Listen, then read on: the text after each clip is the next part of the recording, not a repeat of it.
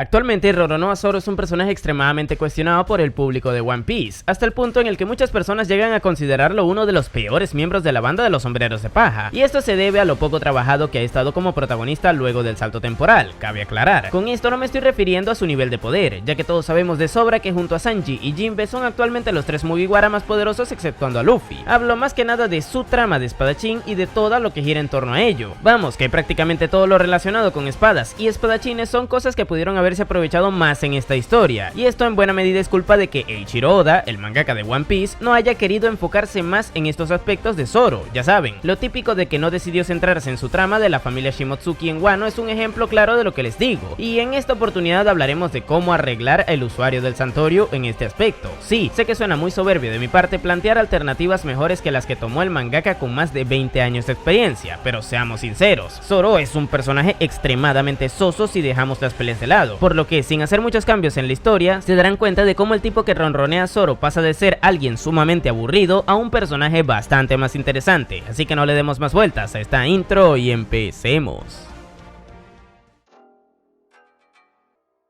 Bien, les iré comentando las cosas que se podrían haber hecho con Zoro en el orden cronológico de los arcos, esto más que nada para no perder el hilo de la historia. Cabe resaltar, el Zoro pre-timeskip no lo tocaré, ya que me parece que es un personaje sumamente bueno, de hecho, es uno de los mejores Mugiwara de ese periodo de tiempo, así que está perfecto tal cual como está. Sin embargo, su decadencia, por definirlo de alguna manera, empezó tras el salto temporal, y el primer arco en el que me enfocaré para arreglarlo es Punk Hazard. Ahí vimos cómo el peliverde tuvo su reencuentro con Tashigi, ya saben, la Marine que se parece mucho a Kuina, y con ella sucede una cuestión bastante interesante. A lo largo de la primera parte de la historia se fue desarrollando una trama en donde ambos tuvieron una especie de rivalidad entre muchas comillas, y sí, las comillas son porque la rivalidad la percibía Tashigi y no Zoro, ya que ella era la que tenía cosas en su contra. Esto porque durante el arco en el que se conocieron, es decir, Lockdown, ella le acompañó a una tienda de armas, sitio en donde Zoro consiguió dos espadas, la Yubarashiri, que Dios la tenga en su gloria, y la Sandai Kitetsu, la cual sigue portando actualmente. En este momento, a través de la Marine obtuvimos bastante información interesante de las Meitos o espadas con renombre, ya que ella es súper aficionada a ese tipo de armas, hasta el punto en el que su objetivo es recuperar las Meitos empuñadas por piratas. Bueno, va a tener que esperar a que Mihawk estire la pata de viejo para ponerle la mano a la Yoru, porque si no la cosa estará jodida. Pero el punto es que a través de toda esta información se nos fue desarrollando una pequeña amistad por parte de Tashigi hacia Zoro, misma que posteriormente se destruyó en el momento en el que se enteró de que este era un pirata. Esto evidentemente le obligó a tener que intentar capturarle durante el escape de la banda de los Mugiwara del lugar, situación que les llevó a enfrentarse. Ahí Zoro evitó darle el golpe de gracia luego de desarmarla porque se parecía físicamente a su amiga Kuina. Claro, esto tiene bastante sentido por su parte, ya que cualquiera dudaría en meterle un machetazo de buenas a primeras a alguien que se parezca a tu pana de la infancia. Por este lado está bien, pero Tashigi interpretó que Zoro no le veía como a una igual en el ámbito de la espada por ser mujer, básicamente que le estaba discriminando, cosa que realmente no era así, pero ella creyó que sí, y esto dio pie a que le guardara rencor y se propusiera a patearle el trasero en el futuro, aceptando acompañar a Smoker en su objetivo de perseguir a los Mugiwara hasta capturarles. Y bueno, hasta aquí todo bien, es un conflicto interesante entre ambas partes, el cual no se desarrolló prácticamente nada durante el resto de la primera etapa de la historia. Sin embargo, Punk Hazard era el momento idóneo para continuar con esto, ya que aquí Oda se pudo haber tomado el tiempo suficiente para que ambos personajes interactuaran entre sí. Zoro venía entrenando con Mihawk, y por su parte Tashigi también había mejorado como espadachina. Perfectamente pudieron tener una discusión respecto a la progresión de cada uno luego de que Monet fuera derrotada. Ahí Zoro le pudo haber explicado que nunca estuvo a su nivel, y que el hecho de que fuera mujer no era algo que importara en esa situación, dejando caer algún comentario de cómo él percibía la situación de Kuina, por ejemplo, o también usando a personajes como Boa Hancock o Big Mom como referencias reales de mujeres poderosas dentro de ese mundo. Con esto capaz a Tashigi le quedaría un poco más clara la forma de pensar del espadachín. Más adelante, cuando se resolviera el conflicto y todos estuvieran comiendo la sopita que preparó Sanji al final del arco, Tashigi perfectamente pudo haberse acercado a Zoro para preguntarle acerca de la historia de su Wado Ichimonji, ya saben, aprovechando que en ese punto ya todos eran panas, entre muchas comillas, y esto haría que ambos personajes se desarrollasen, ya que por parte de Zoro tendríamos una idea mucho más explícita del valor que le da a esta espada y de cómo la vincula a Kuina, así como también más información de las posibles particularidades que tenga esta katana en cuanto a su funcionamiento, ya que recordemos que muchas Meito tienen poderes especiales como Enma, por ejemplo. De hecho, ambas fueron forjadas por el mismo herrero. Además, actualmente desconocemos todos los factores que influyen en el proceso de oscurecimiento permanente de las espadas. Perfectamente aquí Oda podría dejarnos una pista o foreshadowing de cómo los espadachines deben transformar sus espadas en Kokuto, demostrando así que el camino que seguía a Zoro con Kuina y la Wadichimonji sería el correcto. Ahora, por parte de Tashigi también se daría el caso de que ella empezaría a darse cuenta del punto de vista que contraargumenta su sueño, puesto que existe un espadachín pirata que empuña meitos y que le hace más bien que mal a su mundo, ya que en este mismo arco fueron los Mugiwara, al igual que en Arabasta, los que derrotaron a los malos. Con esto Tashigi empezaría a replantearse su objetivo, ya que no tiene sentido que siga un sueño que es imposible y que encima va en contra de la libertad de un personaje principal como lo es Zoro, siendo ella a su vez un personaje bueno. O bueno, sí que tiene sentido que tenga dicho sueño en un principio, pero que esto sirva para que evolucione y que no se quede estancada en ello como lo sigue estando actualmente. Total, que toda esta situación habría llevado a que Tashigi aprendiera más de cómo funciona su mundo, es decir, que ni los buenos son tan buenos ni los malos tan malos, momento que serviría como punto de inflexión para que posteriormente mejore tanto como espadachina al darse cuenta de que no estaba al nivel necesario para lograr su objetivo, como también como personaje en general gracias a que evolucionó al ver el mundo más allá de su nariz y amplió su visión respecto a quienes empuñan las espadas, que por cierto, por aquí les dejaré un video en donde hablé de las 10 más poderosas de One Piece, se los dejaré por aquí por si les interesa. Pero bueno, prueba de que esta situación no se llevó nada bien en lo que verdaderamente ocurrió es que Tashigi no aprendió nada de esto y a día de hoy es un personaje planísimo que solo sirve para rellenar paneles, y con Zoro pues bueno, a día de hoy es considerado por muchos como una piedra que solo da espadazos, y si las cosas se hubieran desarrollado mejor entre ambos, al menos habrían más diálogos provenientes de él para contraargumentar esa postura.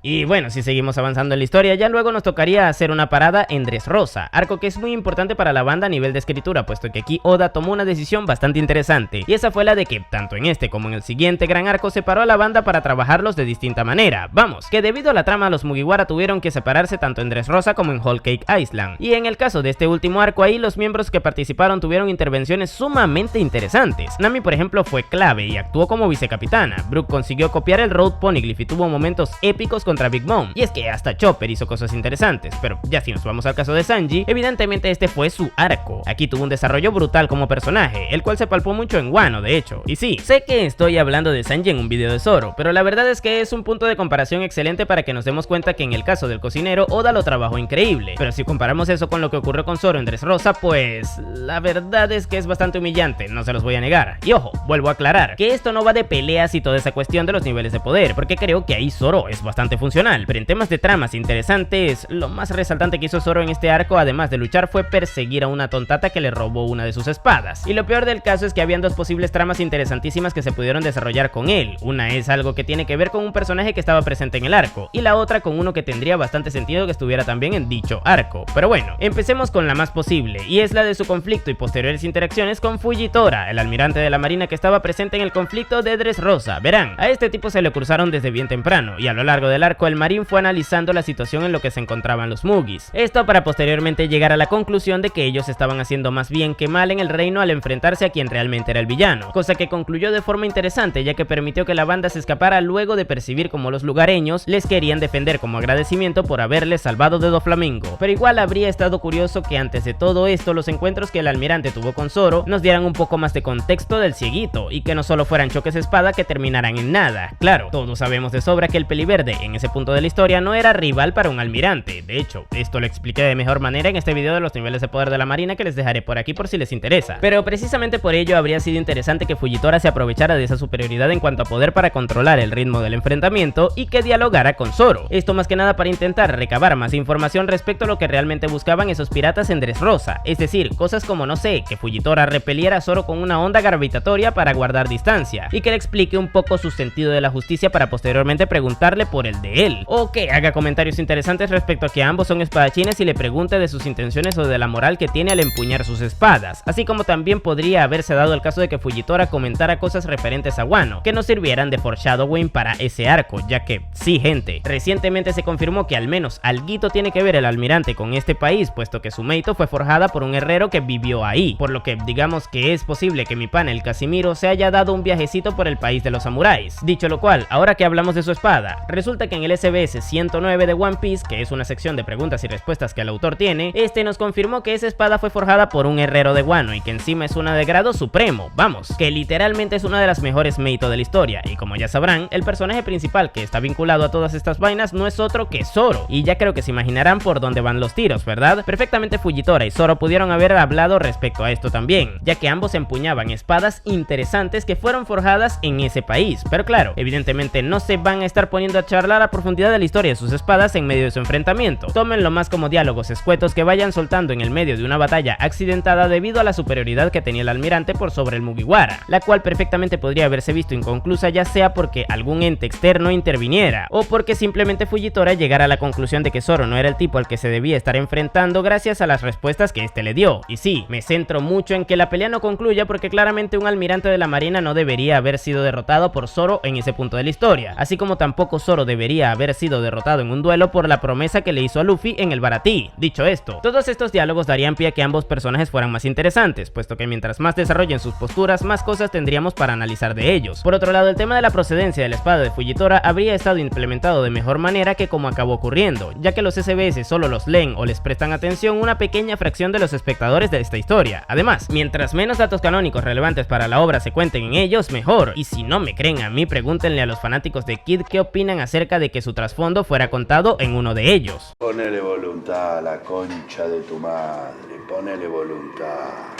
Pero bueno, ya que hablamos de esa situación que perfectamente pudo haber sido posible, ahora se viene la fumada del video, es decir, una cosa que involucra a un personaje que no estaba presente en ese arco, pero que al menos de momento, gracias a que su paradero es desconocido, es algo que tampoco es imposible. Verán, ¿se acuerdan de los piratas de Barba Blanca? A día de hoy podría decirse que esos tipos están bastante desaprovechados en la historia si le quitamos a Marco y a Ace. Vamos, que la mayoría simplemente fueron piratas con bastante fama de ser poderosos y ya está, pero dicho poder tampoco es que se haya visto evidenciado mucho en la historia, y una solución interesante para ello podría haber sido Zoro, aunque ustedes no lo crean, puesto que dentro de esa banda que para el momento puntual de Dressrosa ya se encontraba desarticulada, se encontraba un espadachín, y ese era Vista, personaje que a mi parecer es muy interesante, pero que debido a su ocupación acabó siendo dejado completamente de lado por el autor, ya que a Oda el tema de las espadas y espadachines se la suda un poquito. Pero bueno, ahora seguro que se estarán preguntando, ¿qué diablos haría Vista en Dressrosa? La clave para entender su participación en el arco está en un lugar bastante infame de ese reino de cara al fandom de One Piece, y ese es el Coliseo Corrida. Ahí se estaba desarrollando una competencia que tenía como premio a la Mera Mera no Mi, antigua fruta de Ace. Y sí, sé que de momento algunos no habrán conectado las dos cuestiones, pero bueno, resulta que Luffy al escuchar esto se dispuso a participar, ya que no quería que la antigua fruta de su hermano cayera en las manos equivocadas. Pero saben que Vista perfectamente podría haber pensado lo mismo, ¿no? Esto porque dentro de la banda de Shirohige la mayoría de los tripulantes se trataban como hermanos, puesto que todos llamaban padre a Barba Blanca, y eso le incluye a él. Ahora bueno, imagínense un Vista anímicamente mermado por haber perdido en la guerra de Marineford a su hermano y a su padre, y por perder también la guerra de la venganza contra Barba Negra, intentando enmendar esas derrotas buscando evitar que la fruta de Ace no cayera en las manos equivocadas, cosa que sí ocurrió con la de Barba Blanca. A fin de cuentas, él más que nadie debió haber sido testigo de la catástrofe que fue esto último, y esto sería motivo suficiente para que se fuera a Dressrosa a intentar obtenerla participando en el Coliseo, pero que debido a su fama se corrieran los rumores también de que estaba presente en el lugar. Evidentemente Zoro al escuchar esto intentaría participar en la competencia para medirse con un espadachín de ese nivel, y esto daría pie a que ambos tuvieran un enfrentamiento interesante en donde perfectamente se podría justificar que Vista perdiera, ya que a pesar de que tendría más papeletas para ganar, por su estado anímico se reduciría considerablemente ese nivel que vimos que tenía en Marineford, cosa que sucede en esta historia, y prueba de ello es el reciente nerfeo que recibió Kizaru en el arco de Egghead. Pero bueno, debido a que el propio Zoro se diera cuenta de que no estaba en su estado pleno, este al cruzarse nuevamente con él le reclamaría, y esto podría haber dado pie a que ambos conversaron acerca de la importancia de trazarse objetivos, de cómo eso se vincularía al hecho de que ambos fueran espadachines, e incluso podrían darse el caso de que, al Vista ser un espadachín experimentado del Nuevo Mundo, este tuviera información interesante respecto al proceso de oscurecimiento permanente de las espadas, el cual es de sumo interés para Zoro, recordemos. Y bueno, ya se la saben, cualquier cosa que sirva para contrastar el punto de vista de Zoro y que le lleve a este a reflexionar al respecto da pie a que evolucione, por lo que siento que este encuentro habría sido bastante beneficioso para el desarrollo del personaje, o que al menos hubiera sido más interesante que el que acabó teniendo en la trama de la tontata que le robó la espada, que fue lo que realmente acabó ocurriendo, y que no llevó a nada más que un shippeo extraño entre él y esa enana. Pero bueno, aquí cabe resaltar, difícilmente Oda podría haber desarrollado las tramas de Vista y de Fujitora que les mencioné en el paralelo, ya que creo que sería demasiado, además de que por los tiempos no hubiera calzado que Zoro estuviera participando en el Coliseo y peleando contra Fujitora al mismo tiempo. Pero vean esto como caminos que Oda pudo haber tomado con el espadachín que perfectamente le habrían dado más desarrollo que el que tiene actualmente.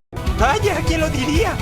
Eso fue muy fácil. Ahora si seguimos avanzando en la historia, luego tenemos el caso del arco del país de Wano, y con esto no me explayaré mucho porque la verdad es que aquí está todo dicho. De hecho, tengo un video de la evolución de Zoro en donde lo explico muy bien, la cual les dejaré por aquí. Sin embargo, les haré un resumen de todas las tramas que se abrieron con Zoro aquí, pero que no se llegaron a cerrar del todo. Y créanme, simplemente con que se cerrasen ya habría dado pie a que el personaje se desarrollara bien, o incluso que llegase a evolucionar luego de que el mismo llegara según qué conclusiones al enterarse de según qué informaciones que a día de hoy son desconocidas simplemente porque no se llegaron a cerrar dichas tramas. Pero bueno, la primera de todas estas tramas es la de los Shimotsuki, clan originario de Wano, y al que pertenecía a Kuina debido a que un puñado de esas personas se fueron del país y se establecieron en el East Blue un par de generaciones atrás. Lo curioso de esto es que, al Zoro llegar a Wano, hubieron un par de personajes que resaltaron mucho el parecido que este tenía con Shimotsuki Ryuma y Shimotsuki Oshimaru, dos personajes relevantes de la historia del país. Todo esto quedó en nada, sin embargo, a través de un SBS, Oda nos confirmó que Zoro también pertenecía a ese clan, y esto evidentemente se pudo haber comentado dentro de la historia y profundizado más en el tema, pero quedó como trama inconclusa dentro de la narrativa de la misma. Luego tenemos el caso de Okiku como espadachina y el hecho de que se autoperciba como mujer, cosa completamente respetable a mi punto de vista. Zoro en un principio demostró tener bastante cercanía con ella, y esto más allá del hecho de que le shippeen con una chica trans se pudo haber aprovechado de otra manera, puesto que recordemos que su camino como espadachín involucra el camino de una espadachina que no pudo ser recorrido por el simple hecho de que fuera mujer. Tengan presente que todo esto fue culpa del propio padre de esa chica que le hizo creer que no podría llegar lejos por esto, y estábamos en el país de donde provenía el clan de ese señor, así como también teníamos ahora a un personaje que perfectamente pudo haber recibido esa discriminación viviendo ahí como lo era Kiku. Con esto pudieron sacarse una conversación interesante que diera pie a que nos desarrollaran más la postura de Zoro respecto a lo que vivió Kuina, pero al final todas estas interacciones entre Kiku y el espadachín no llegaron a nada. Por otro lado tenemos el caso de Momonosuke, que previo a la invasión de Onigashima estuvo entrenando con Zoro. Esto pudo haber dado pie a que el Mugiwara le comentara al Kozuki, tras la conclusión del conflicto, cosas referentes al uso de la espada, ya que Momo acabó empuñando la Ame no Habakiri de su padre, la cual era una espada poderosísima compañera de la Enma que le entregaron a Zoro. Habría estado bueno que Zoro le diera consejos al muchacho de cómo usar esa arma de forma más eficiente, o que mínimamente la revisara para ver qué tal era y las diferencias que podría tener con su contraparte, pero al final todo esto no llevó a nada. Adicional a estas vainas tenemos el caso también de Tenguyama Kitetsu, que realmente era Kozuki Tsukiyaki, el antiguo gobernante de Wano, y que encima fue el herrero que forjó a Susandai Kitetsu. De esto último no se habló absolutamente nada, y Zoro en teoría tendría que haberle preguntado tanto por esta espada como por la Nidai Kitetsu que despertó su interés, la cual era de su propiedad. Además, en un momento puntual antes de la invasión de Onigashima, Tsukiyaki le comentó a Zoro al entregarle a Enma que estaba a punto de transformarse en una Kokuto, y que el hacerlo sería su tarea, cosa en la que también pudo haberse profundizado, ya que a Zoro le interesa esa vaina. De hecho, el zorro que le robó a la Shusui en el segundo acto también le comentó información vaga referente a esta vaina cuando se estaban enfrentando, igualmente no le preguntó más del tema. Evidentemente todo esto quedó inconcluso. A toda esta lista le debemos sumar también la visita de Hiyori que le prometió hacer a la tumba de Ryuma acompañándole luego de que liberaran el país. Esto quedó súper inconcluso ya que nunca fueron hasta ahí, y esta vaina debía verse, puesto que Zoro y Hiyori ya habían establecido un nexo que se pudo desarrollar más a través de esto. Pero bueno, lo que realmente es necesario de toda esta vaina es que Zoro fuera a la tumba del top 1 o 2 de los mejores espadachines de la historia, que encima era su antepasado, porque ambos eran Shimotsuki. Aparte, esa habría sido su despedida con la Shusui, espada que le acompañó desde Thriller Bark. Y por último tenemos el caso de Yasui. Esto en el anime se arregló ya que Zoro se fue a visitar su tumba. Recordemos que ambos personajes viajaron juntos por el país durante el primer acto. Ahí Zoro desarrolló un interés bastante grande por la problemática de ese lugar gracias a ello, por lo que tras enterarse de que Yasui ayudaba a su manera a paliar esta situación, debía ir a darle una despedida a ese compa y rendirle honores, cosa que sí se hizo en el anime, pero que no es canon dentro del manga.